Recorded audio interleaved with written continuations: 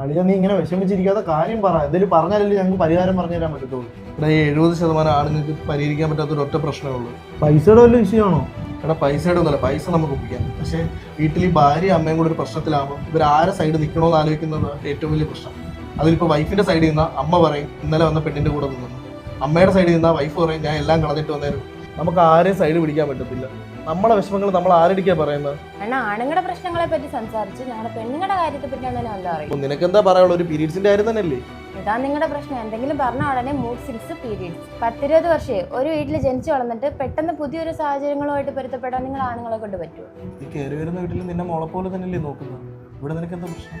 അണ്ണ ഇനി എന്തൊക്കെ പറഞ്ഞാലും ഒരു അമ്മായി അമ്മയ്ക്കും അമ്മയാവാൻ പറ്റത്തില്ല. അത് സംസാരിക്കുന്നത് നിർത്തി ഇവിടെ കിടന്ന് വഴക്കൂടാൻ പറ്റത്തില്ല. പിന്നെ നിങ്ങൾ പറഞ്ഞത് ആണായാലും പെണ്ണായാലും അവർക്ക് അവരുടേതായ പ്രശ്നങ്ങളുണ്ട്. അത് പരസ്പരം രണ്ടുപേരും മനസ്സിലാക്കിയ തീരാവുന്ന പ്രശ്നങ്ങളെ ആ കുടുംബത്തിനുള്ളൂ.